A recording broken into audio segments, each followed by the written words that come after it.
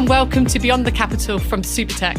I'm Hilary, we're back, it's 2023, and this series we're going to be exploring how to deal with adversity.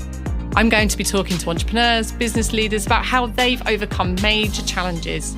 Some of them are financial, personal, sometimes about investment, securing funding, launching during a small thing like a pandemic. Going to find out how they made it through the ups, the downs, building thriving businesses ultimately and doing it from the regions, because this is Beyond the Capital. It's a podcast series about the professional services tech scene and building those businesses outside of London. I'm Hilary Smith-Allen. In this episode, I spoke to Matt Adam, CEO and founder of We Are Digital. It's a Coventry-based digital training business with a big social impact focus. So thanks for joining us today at Beyond the Capital. Do you want to start by introducing yourself? Tell us a bit about your business. Sure. Hi, really good to be here. My name is Matthew Adam. I'm the founder and chief executive of We Are Digital. We are a social impact business scale-up based out of Coventry in the West Midlands. And we've been going about 10 years now. And we are a welfare services business, which essentially means we run community programs all across the UK for organisations like housing associations, councils, central government, corporates, running large-scale community projects for areas such as digital skills and digital inclusion, financial education and debt advice, employability programs, and basically citizen-type services for people that are in need or excluded. And a social impact business scale-up. Unpack that for me. What does that even mean? Yeah, it's still, I think, quite an unknown business structure in the UK. So to just go into a bit of detail on that, we are a normal for-profit business. So just like a lot of startups, we're not a not-for-profit, we're not a charity, but we have a few differences that make us a social business. So a few of them include 100% of our revenue has to help people in need of some sort. We have a mission lock in our legal documents, which basically means we're not allowed to work on low impact projects. And we measure our impact as well in quite a academic, strict, detailed way. So we spend a lot of time and investment on that area. So the way I see it really is we are a modern version of a social enterprise. We've got that mix of profit and purpose. And personally, I think it's perfection and the sort of future of business. There's a lot of talk about this worldwide now. A lot of investors are wanting to invest in ESG and impact-led companies. You've probably seen a lot of the businesses that become B Corps. So, we think we're slightly ahead of our time with this, although we're biased, obviously. And I do think it's kind of where, good business is heading, that mix of profit and purpose and doing good and doing well. And there's a tech angle within that. Yes, I think we've always struggled by being a little bit non-tech. So we've had a lot of growth, but we haven't had too much tech in the core of the business. But we're a couple of weeks away from closing a Series A round, which is going to hopefully be a multi-million-pound investment in a new tech platform, which will basically underpin how we run welfare projects across the UK. So we've been very people-focused so far. But the tech is now going to come in, hopefully. So, yes, we're going to be a bit of a mix, finally, of tech platform and people on top. How did you end up doing this then? Yeah, good question. So we had our 10th year anniversary for the company, when was it, last summer? So amazingly, a decade has flown past already. So I set the business up in April 2012. It was a classic bedroom startup. I had no idea what to do, but I left a sort of headhunting job in London, had always been obsessed with starting a business. A lot of people ask whether, I was interested in education or training or the services we now provide. And the answer is no. I just wanted to start a business. So I went traveling for a year around South America, had one of the first sort of iTouches, if you remember. That was like the precursor to the iPhone, yeah.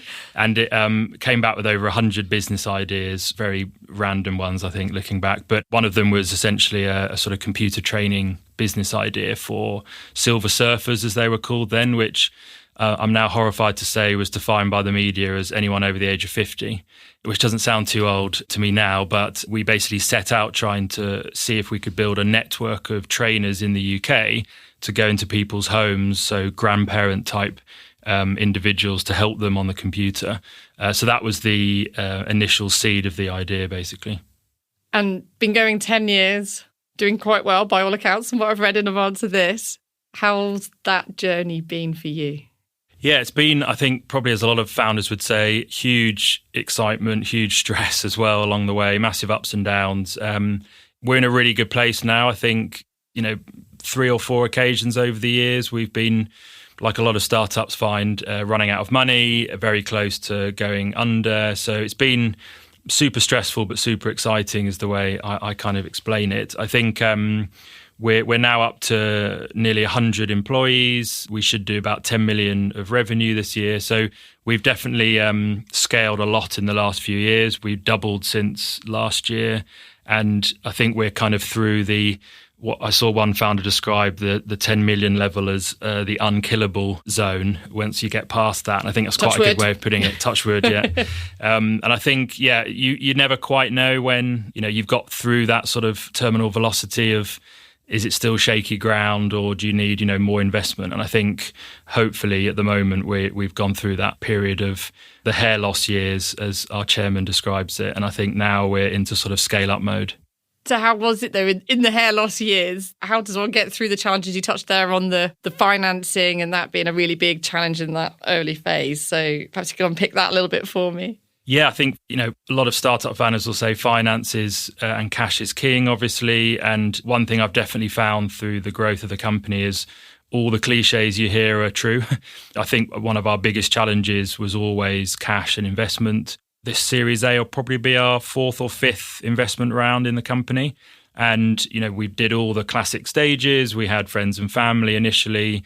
Then we had angel investors. A small VC fund in the Midlands called Midven came in 4 or 5 years ago. And then our current venture capital funds that we have in now, Ascension, Triple Point and SI2, all came in about 2019. And now we're looking at our Series A, about £5 million, hopefully closing next Friday. So it's been a lot of work. But through all those rounds, I think the toughest time comes in the early years when, looking back, you don't really raise very much money to keep you going. Everything's very lean, very tight. And I'll always remember probably the biggest nervy moment came when we had a piece of software that would auto top up about $50 each month. And I was about to pitch a council in London and I got an email from, I think it was my dad actually at the time, who was doing our accounts, saying that piece of software had bounced. And I realised that meant we were down to basically nothing in the bank account and we'd stretched our overdraft. So it's moments like that when it's quite hard to focus on pitching new business to a council. Looking back, it's kind of a miracle, I think, that you get through these things. But we did, and we've been very, very close, probably 3 times to running out of money. But we're still here today, fighting strong. So you learn creative ways of getting around it. What kept you going? I think I'm quite a tenacious character, and there's definitely something in a lot of founders I've met of this sort of never give up attitude. And I've always joked to the staff that the only way, I'm leaving is if I'm sort of dragged out of the building. So this never give up attitude, I think you have to have. I'm an enormous optimist. I mean, all the staff call me sunny side Matt because I never think of anything negative. Supreme optimist at all times. And I think if you don't have that, it won't work for you as a founder. You have to be optimistic and always find a way. I think I always believed in the business and that we had a big opportunity. So getting through the early years then and the hair loss, as it were, looking like you've got a bit left over. Where did the journey go from there? So we fundraised these sort of smaller rounds, as I mentioned, got us going in those early years, although it was touch and go a few times. And we then approached sort of 2019, 2020. We were growing in housing associations and councils. So we'd moved away from our Silver Surfer home training and we'd branched out into the community and changed from basically being a B2C business to a B2B company, serving excluded residents in the communities for councils and housing. And we were doing quite well, winning quite a few contracts. But at this point, just to put it in perspective, we were a fully face-to-face company. So fairly non-tech, as I mentioned. We had a network of trainers, 100 trainers around the UK, about 300 different centres, so community organisations that we work with. And we were all about, on the ground, tangible, real people driving around in their cars, helping. Walking the streets, exactly. Community centres, libraries, post offices. And we did a lot of one-to-one in the home as well, training, as well as group courses. So quite traditional, you could say, in terms of a kind of tech startup. And we found when COVID first hit, and I'll always remember being in the office when Boris Johnson did his nightly news conferences, the rules kept changing each day about what was allowed. So initially, 100% of our revenue was all about going into people's homes and the community. That was then reduced, and all that was allowed was you could go into the home, but you had to have a mask on, everything else. So we're like, okay, we're going to stop all our group courses. We're just going to deliver in home. And then the next night, all that was allowed in people's homes was boiler engineers and boiler emergencies. All the emergency key workery stuff. Exactly. So we had to stop all that. So overnight, that was another extremely worrying time. We thought we'd have to go to the board and our investors, and essentially our business model of how we delivered face-to-face was wiped out. So very, very nervy times. But the team did an amazing job. And what we actually did was flip the entire delivery of the company in about 2 weeks to be remote. So deliver all these training courses to people via Teams, Zoom, so forth. A lot of people were skeptical because have to remember we're helping digitally excluded individuals as one of the streams of the business. And a lot of people said, well, if they're not online and they're struggling with digital skills, then how can you do it over the phone or Teams? So big problems, but the team did a huge, amazing job on that. And fast forward to today, looking back, we were one of the few companies that we actually found the opposite happened in COVID. And we grew and we won lots of new contracts, and it was strangely positive for us. So, very sad time for lots of people and lots of businesses.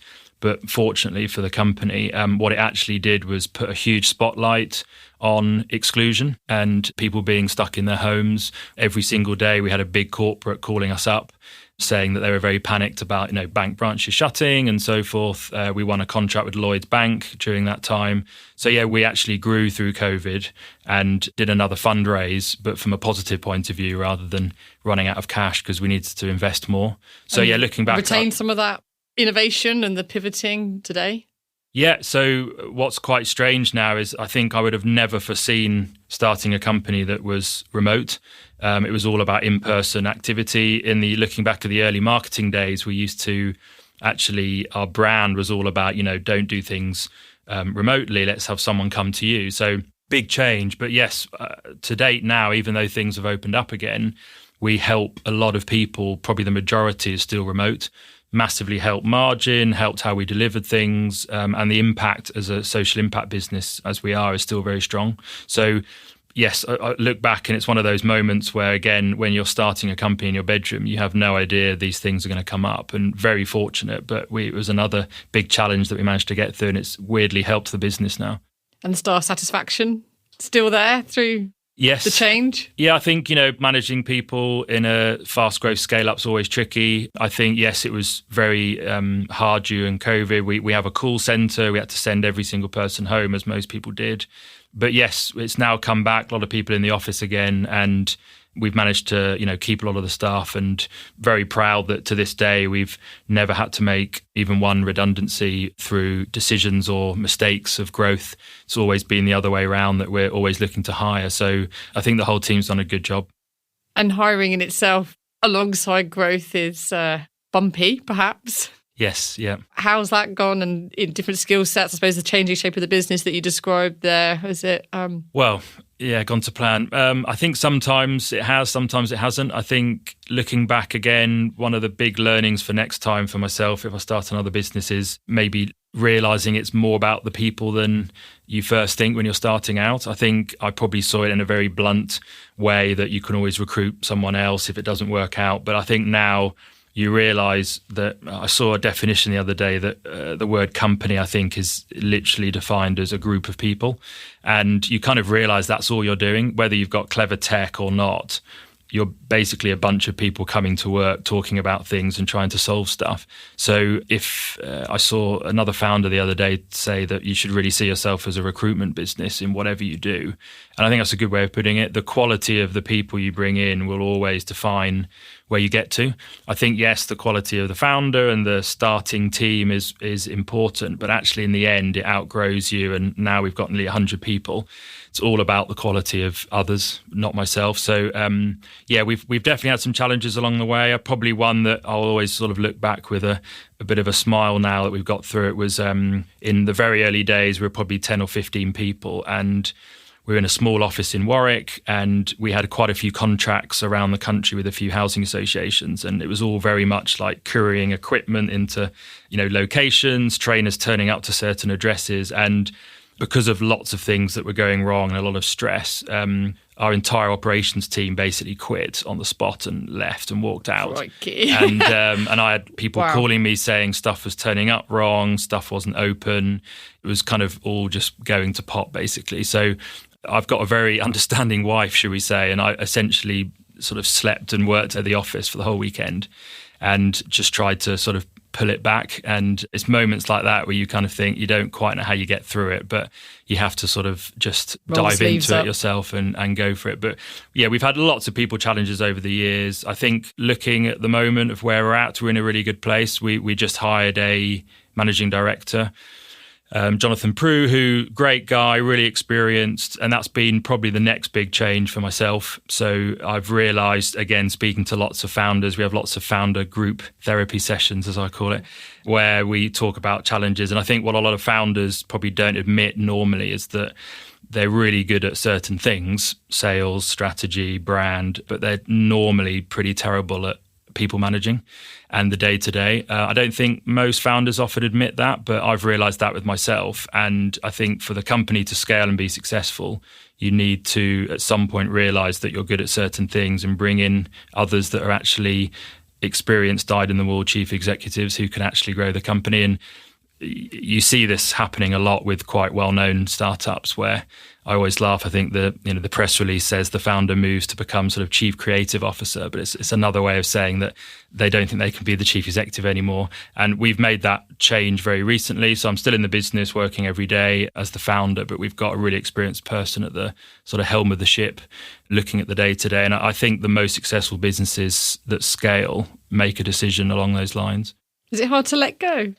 Does it feel like letting go? Yeah, it's still as of this week, there's challenges, and I think it's pretty tricky for me because you want to, about all the detail because of being in it since the beginning. So yes, you want to dive in, you want to stop yourself from micromanaging, but it's super tough to do that. But I think, I've got a really supportive chair, Ralph Cato, who's helped me a lot over the last few years. And I think, reading up about it, speaking to other founders, seeing other people go through it, it's very tough. But I think a lot of businesses, I'm sure the statistics show, get to about 1 million revenue and sort of stall at that point, and very few actually break through that point. And I believe personally one of the big reasons is that they're not really a company in the sort of traditional sense. They're basically a founder business where the founder is working inside their own company.